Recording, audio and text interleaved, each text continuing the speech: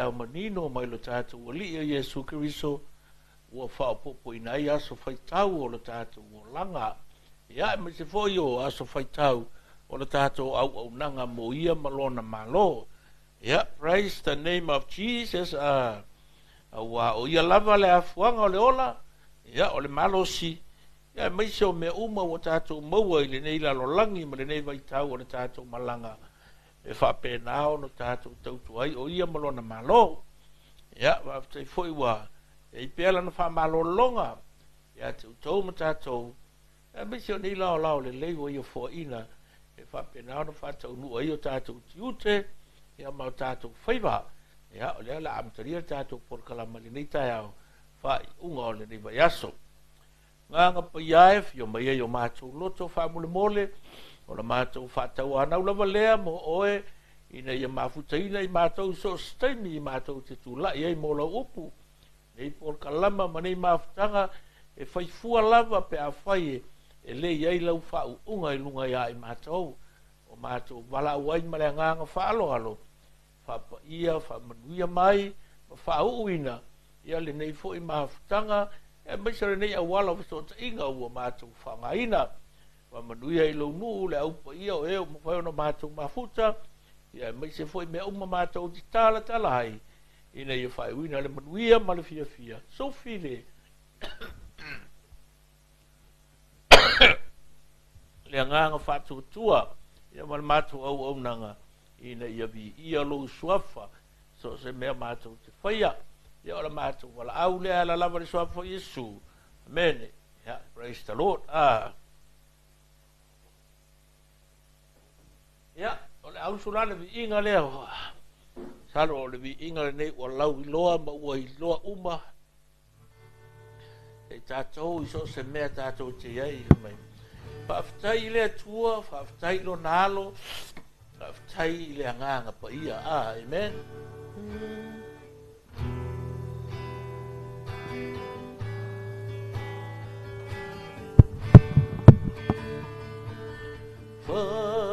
Whapetai atua le na tatou tupua ina wana lo whafua ia te tatou umane ia pepese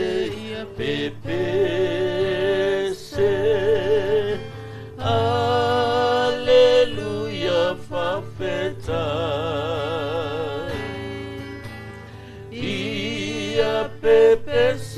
ia pepese Alleluia whawhetai whawhetai lona lo le na fio mai lunga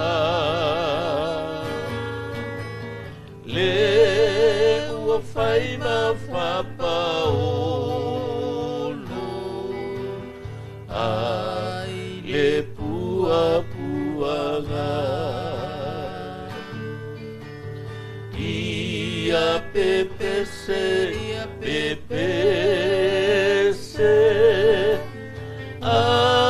Alleluia whawhetai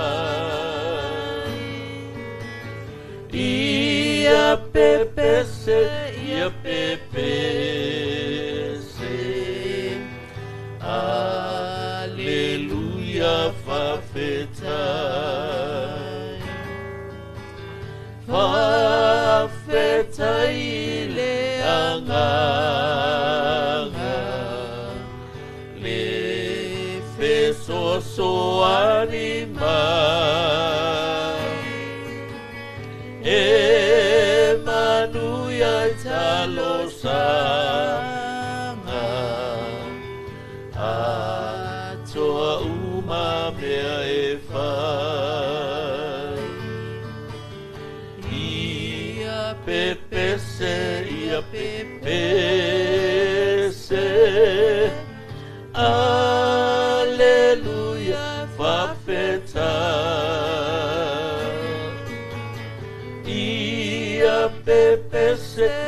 pepese.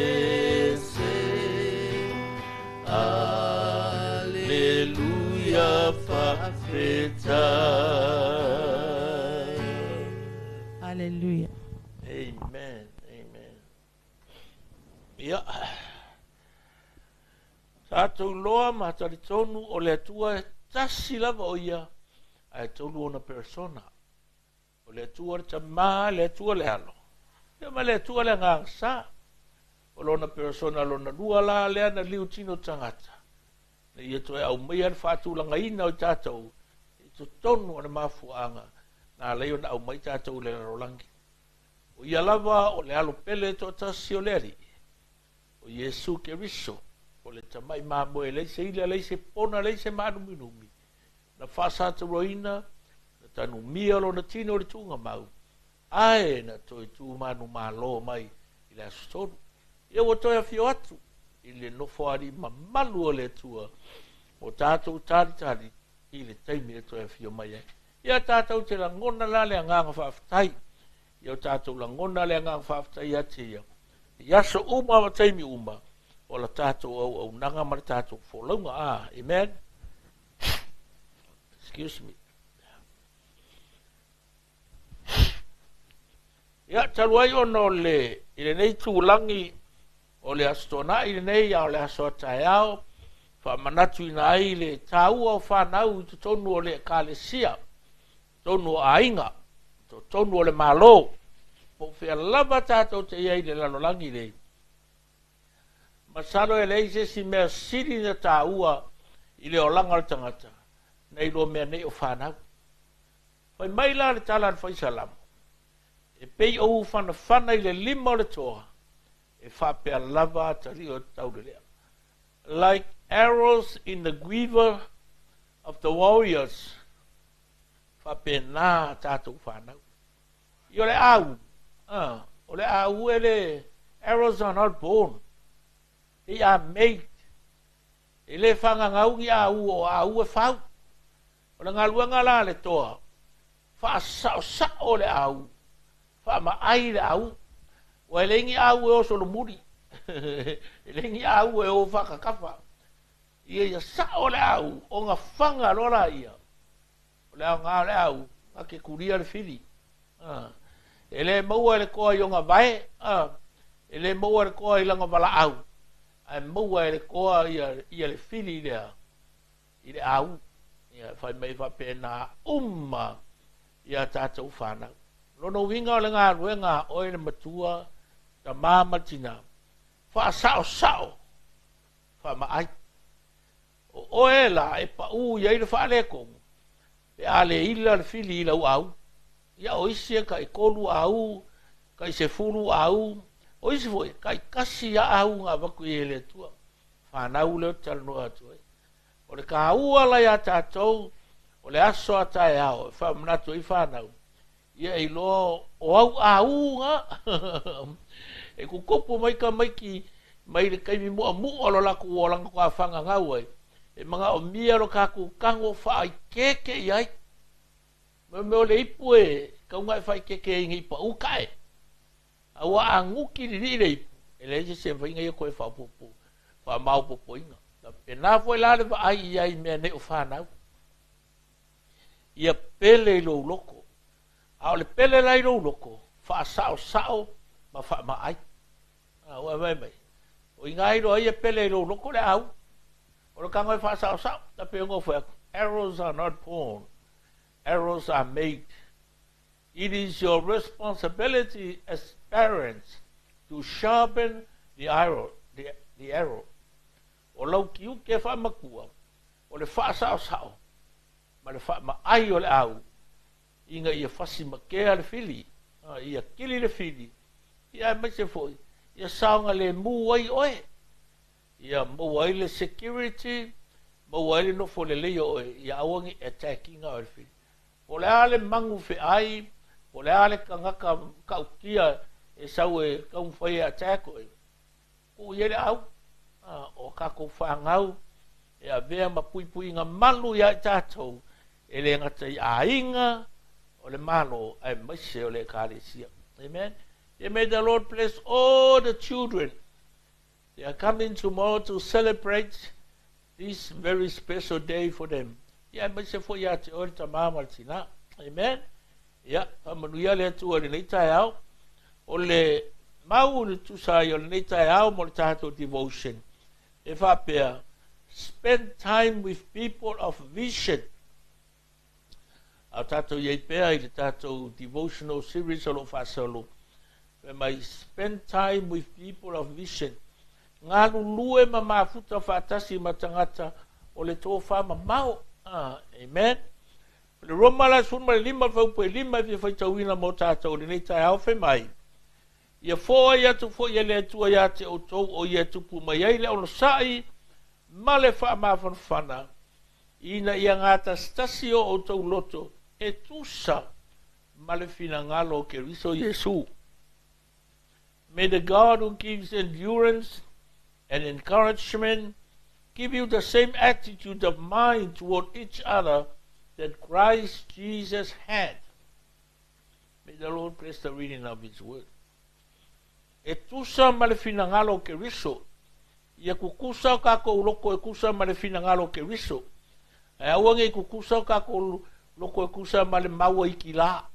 Le maua ili amin. Le maua katafi. Iyo e. O kai longa ngā o le lalolangi. Ia ka makua masofa sofa ai, le kele o loko ma mafofo o kangaka ngu o la kofo ia kungu. E kau whinga whape ngaka ko. So se mea ka ko kia au whakasi, e le kusa marifinga ngaro ke riso. Wa mai mau waru ka ko ki ngā inga. Ia ko e ki ngā inga ai matangata lau tele. Ai mese o ka ko lava inga. O le winga la leo le mau le tae one. Spend time with people of vision. O ka ngaka e kukusa o lako loko malou loko ma le tō whama mau au mai e le tua i tone e te oe. Inga ia awange ia. Awange ki ngā inga o le rumangai. Awange ki ngā inga lo ainga. Awange ki ngā inga le kālesia. O iskai mi e ki ngā inga ai le kālesia le atua. O ngā ese le loko o le kai. Ma loko o ka ngaka loko. Pefe ese ai foi ka ngaka loko. E whape foi kongo ainga. Ese le mangaku o le saa o le ainga. Ma mangaku o ka ngaka o le ainga. Pe whape foi i makua mwhangau. Ese le mangaku o le kamama ki ngā. Ese foi le mangaku o whangau. O isi kei me whai aku makua whai mai whangau. This is the new technology generation. It's a generation of screen. Telefongi, laptop, computer, TV, po whea lava ke aru iai, o le screen ai ke malama lora ka heo kanga o le screen. Ia ilo aku po hame ala kukupu. Vai eo, o le kaimingei. O aso la o moise niu se menga kupu pe lua vai aso pe maasinga foi whakoaiwa. Ar kaimingei. O le mea ala kupu sa, o le mea ala kupu New Zealand, mea ala kupu Amerika, e ke kikilo koe ar kaimingei. Live mo ia le mea, pe ia ala ke iai. You don't need to pay a very expensive seat i lunga le malai vale le keru. Eke muri mawinga kurawa. Ka alonga, pa fianga, e o i maliu, e o i aso whangau. Ale wapu e alo waka e walao kuye. Happy birthday, happy anniversary. Screen. It's a generation of screen. E la kai mea whai aku e ia māku e whango whe mai no. Leo koe kukusa mea. Kau fuafuar whai mai ua le koe raman whasoa. Walu umale vanga aku pelungo le screen. Screen le or ke phone, laptop, computers, TV, maso se mea la makako ke. O le winga la o le tala. Pe mai le upu ale apostolo ile kalesia rom. Ia ngata sitasi. Ia ngata sitasi o tau loto e tusa ma le finangalo ke riso. Vai me magai me. Kusa akasi o kako loko according to the will of God. Isi. Pai ngofia me uma. Ma me uma. File bu me uma o mau kako loko. Ai anga kasi o kako loko ai le kusa ma le finangalo ke riso. O le oki ala ka unga. O le fevave ai. O le misa. O le kaua. O le koke si le fia le E kei mea kula i meire ka walonga rua le Rolangi. Ua ngā kaskasi loko o ka ngaka o le malo o siamangi. I lalo le pule anga le nati. O ka sa vali rola ia la ko ke sofa kua oi e maise o le file mo isia ku ngu Europa. Ia makwhai ka wafe mafe over le milionga ka ngaka fika nga whanga oi o lako wola. E o inga i o kako ka ngaka ia ku moku sa moa ko nga fiki maisi moku nga iai o lako aku ngu i lalo le pulenga le malo perkangia. Ia kele kaka nga whanga oi o lako soifua. Mea ngai wha mga kua i le mele kako le Ancient Day. E mga kua inga i ka ngaka nga mali liu o nga o kaua mwhewaiwa inga ngā kaimi aro inga larkala. Ngā kasi loko o ka ngaka e o eso sofa lea ia le file mo isi aku ia whapkai le tua nga ia voi kai inga race ngā kaimi pe o le ka malo Winston Churchill nga race le tua whakuma ia ingi upu malo losi e whao Sofia ila ngonga o fika ele ngaka i perekangia o le kaupulenga malo au whakasi ia maisi ku nga kuvakasi kau whaia ka lepe le pule anga lea inga ia maua le file mua tangata e voi lai whai mai ali kala ar kusi mo ka kou kai au ne a e manga e manguia mea ia ke whaia o au moe mitinga o au tō whama mao ia o mea o whatuina o whakasi. Choose your company well. Choose your friends well. Why? Because bad company corrupts good character. Perkalanga la apostolo le kale si ekodito. Mai awane fase se ina oto. O le fewa i mai e ami o leanga. E leanga i ami o le lei. E vai ia kui kanga voi e. E o mai ala ko ngā o le mbui. Fai kio a amu. Wal kuwa e o karinga kulok. Awal kuwa e lau wha alongo maloroko. Nanga e umange wa e mbui e foi wa e fai kakala i foi. A kala ngoa makaka loko leanga o enga ele loko leanga umange wa e loko leanga fa solo ako.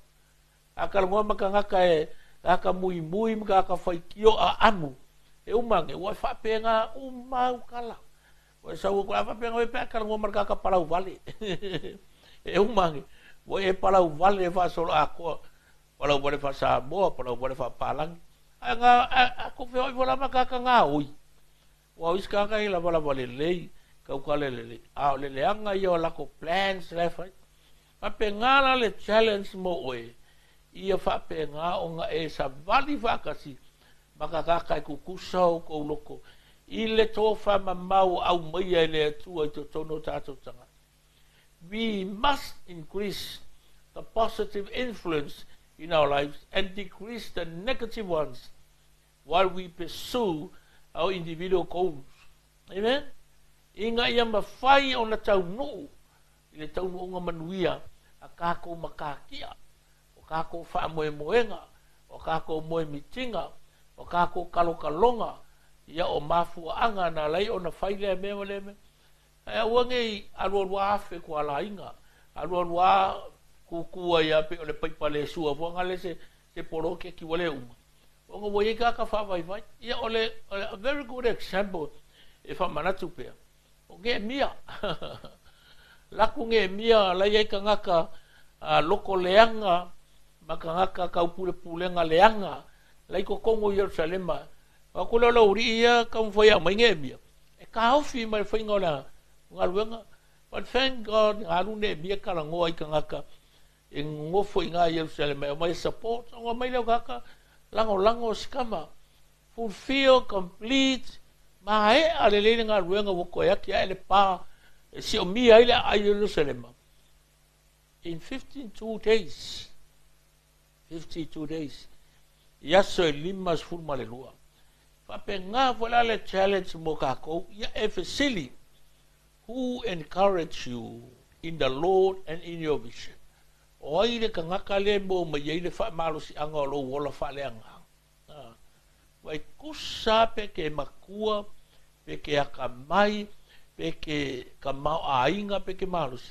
E ka kauanga ia isau ia ki oele meleka o le mentor, o le spiritual mentor, a father or a mother. E ka kaunga ia isa ka ngaka makua nga ke wa aialo o langa. e ka kalo mo oe, ma fau kua mo oe, ma fasoasoagi aku ia ke oe. Walanga ke rea kuwha maunga. E iai ara kaimi. E ki sau e waki i ngā loko, o makua e ika, ka ngakalanga ke vini ro iai. I need your help. I need your advice. I need your prayer. I need your intercession. E share iai, ma kuwha iai, me iai ke kousuru o i rea kaimi ma rea kaimi. So the challenge, who encourage you in the Lord and in your vision? Who can help you towards your goal? O ai e mawhainga whasoasoangi aku ia ki oe, hao e ngā lue iau makaki ai ngai a whakau winga. Le tō whama mao ma le moe mitinga welo loto. Mō le vi inga o le tu, oi ke aru iei. Awa ke aru i kama whunga le e umako iau kupe. E umako i lo mahalosi. Umako i mau mea ai. Umako i malo i loanga iei. Ai le se me whaia. Ngā leo mai whao ngā oe. Mai whao ngā au mea kōkingu. Ai le se le ai, alu i ka ngaka e ma whai o ngā. O ngā help out ia ki oe. E whai ngā whaso soangi ia ki oe. I ngā ia ma whaia. O ngā kingi lau wha moe moe. What like-minded people can you get close to and learn from? O angi me wa e o inga mai. I ka ngaka ia e ma whau le lei.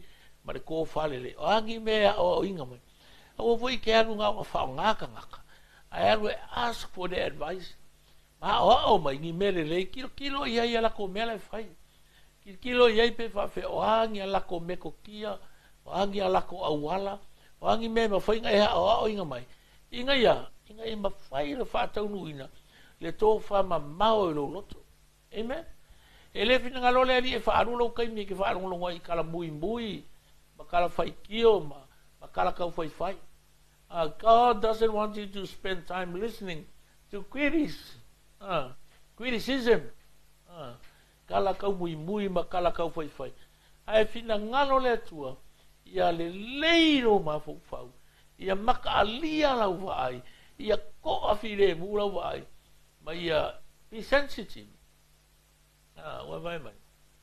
E maguia me uma, pe ango fai atu stasi aso, o ne vai aso le tau o le mele. O le faa uta. Papulalo poko mo ka mai mo malo se markero ro ka mai. Ai ale se fau ka. Pai go fia nga la fo kuinga we. To fesiri la ye challenge ai pe ka ko loko ya so uma ma kai mi uma. With whom I spending time with. Oi ka ia ka ko ke mafuka so o ya so. Your closest friends or people you can confide in. Oi ka ia e ko ke kera long ma ko so ka wa. Wai ngaka. What are these people doing to you? Wala ko menga fai o la ko wolang. Are these people having a positive influence on your life and your vision? O ngala ko upu mala ko kala ya ke oe. O so soangi le ngā ruenga maro wala winga le ya. E ki kiro e. The challenge muru ka winga ilo loko. Inga ia awa. Ia wha inga le me o tu ina le mea le lei o tu ina ele tu i ko kongo ro loko. We must increase the positive influence in our lives and decrease the negative ones while we pursue our individual goals in tandem with others. Amen? So le challenge ngā mo o ele ni tai au. Ai mai se tato anga ia tu le whai. Ungo le vai aso. Ia whape fo i mal amatanga o le vai aso fau. Tāpua inga o le aso pa ia o le atua atai au. E whamanatu ina ile tahua whanau. Ia iai lo loko lea. Le mele o le maka alia. Le maka ala. Ma le whautauta. Remember what Paul says to the Romans, the church, i le kalesia I Roma. Mai, ia e foa ia tu foi. Ia foa ia tu foi. Ele atua ia te auto. O ia e tupu mai ele ono sai male wha mawhanwhana. Ina ia ngata stasi o tātou loto. E tusa malea. Male fina ngalo le atua. Wai mele mangai. Ia kusa me ia kako kaupulpule. Male fina ngalo le atua. O a kako kaupulpule nga uma. Ia wha kusa male fina ngalo le atua. Look at the scriptures. Pray to the Lord. Asking him to help and to support you ma fai loa mai lona fina ngalo inga ia ma fai ma fa tau nu ina mana manu ia me o magako ki fai ia pa lona nga lue ne vaso tiute ma fai va ma matata o vala wina yo to i wila va le fai ngo fiel te lo taivi ia fa tai le tu le o fai wina le ne foi va yaso i fia nga nga yo nisi ia o lo nga lu e pea si o le ne fiafi ia mo mori manuia le tu lo to so fua mai se la bona i fa nau mo le aso pa ia tai ao wa le fa mana tuina o rolato taua i to tonu ainga mai se o le kalesia after ita mai le nei tai ao tai nga pa ia i lo so ni mai fa tai le tala ina o lauto fai ngai o mato fa longo wale manino o wale lo ita wina ma le fa sofia mo nga ruanga o lo mato fa to tua i le mato au nanga ma le mato tua